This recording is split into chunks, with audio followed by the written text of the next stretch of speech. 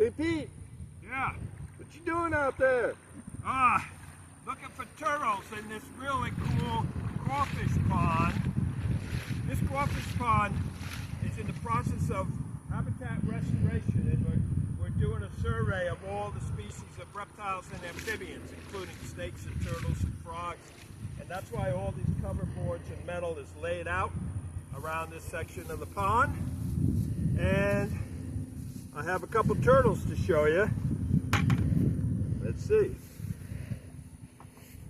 Ooh, look at this guy. What kind of turtle you got there, Pete? Well, is it a male or a female? It's got a long tail and it's got long claws. You and I know it is a male. Oh yeah. This is called a male red-eared slider. This is a native red-eared slider because they're native here to the Mississippi Valley. Okay. But they're also introduced to a lot of places they're not native to, like France and Japan. I've seen them in the Virgin Islands, in the Caribbean. And so they're considered invasive there, right? Well, you're asking me. Not all exotics are invasive, and not all invasives are exotic. I don't think turtles are like as invasive as people. We just like breeding all over the planet. So more non-native. They're not native, but not as invasive as, say, certain plants and insects and things, and fish. Fish are really invasive. People are invasive. Turtles breed slowly, so they're not as, everything's relative. You know, Einstein's theory of relativity. I agree. Turtles are relatively less invasive than people or insects or fish. Now let's have a look at this big mama here real quick. Big mama. The females tend to be a little larger. They tend to have shorter claws and shorter tails. They get bigger when they kind of bulge out here. Turtles can't get pregnant and they expand as much because they're in a hard shell, so they need extra room for the oviducts to develop the egg follicles. Yeah, room to hold the eggs. This is the female and this one is the male. Now I have one other species of turtle that's common around here to show you. Let's see if I can get it without it biting me. It's a little feisty. Well, what kind of turtle is that? Let me take a whiff. Woo. It smells like musk. Oh, I smell it over here. Yeah, it smells like Mr. Musk. That's a defense mechanism? Yes, it's a defense. So, and also, yeah, it's mostly a defensive odor, oleic acids and all these organic chemicals that they produce as a defense, so they don't get eaten by other animals and things.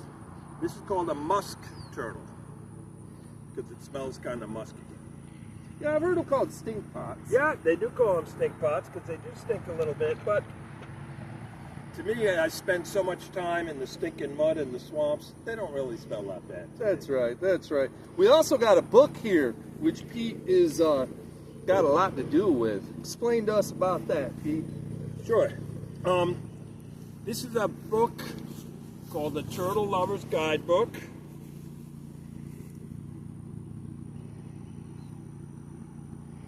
And this is a signed copy by my friend Tony Monahan, who's a professor at Queensborough College in Queens, New York. Now, I met Tony at the New York Turtle and Tortoise Society meeting when I was giving a talk about traveling road trips for turtles, because I said I travel all over the country going to turtle conservation projects. This book is every state in the Union, and it goes alphabetical order, the South, the North, the West, and I travel all over looking for private breeders and zoos and aquariums and field sites for turtle conservation and restoration projects. Now, when I first met Tony at the Turtle and Tortoise Society meeting in New York, he had a rough idea for this book, but he really didn't start doing anything yet. So I talked to him and I said, I've been to a lot of cool places that has lots of turtles. You can come on one of my road trips and I'll show you where I go. So this book is about over 150 places to see turtles. Every big zoo and aquarium, the Pittsburgh Zoo, the Bronx Zoo, the Philadelphia Zoo, the Miami Zoo, the Zoo Atlanta, San Diego Zoo, even zoos in Hawaii and Alaska, and aquariums. They're mentioned in this book. Yes, you can see it.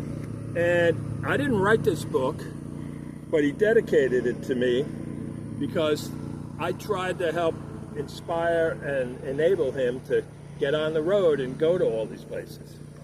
I've been to over half of these places, which is roughly 75 zoos and aquariums. That's awesome. He's been to all 150 or something.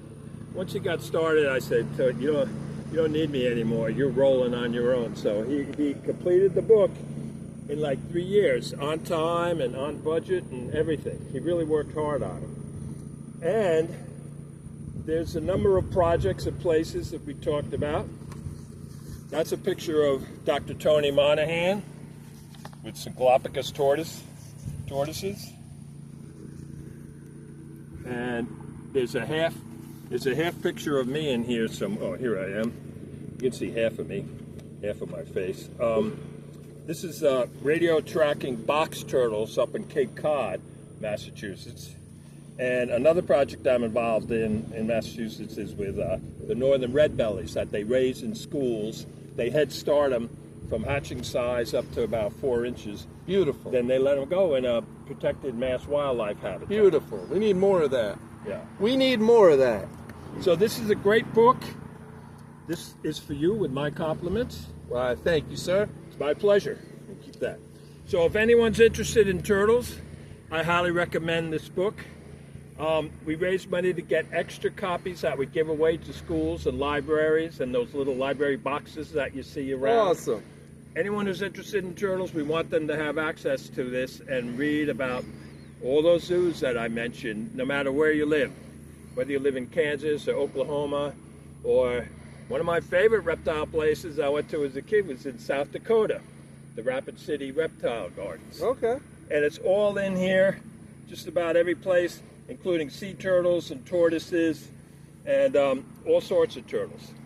And the next book my friend Tony is working on is going to be called The World Book to Turtle Conservation. This summer he's traveling to Africa and South America and Corsica. Worldwide. All for turtle conservation. Well, so enjoy that book. It's been an amazing pleasure. And My it's great pleasure. to meet you, brother. It's my pleasure, man. You're a kindred spirit. You're like my brother from another mother. We'll keep it up. Yeah, you just like to go out and look for turtles and reptiles all the time. We will see you on the next Herp adventure. The Turtle Lover's Guidebook. Herp on.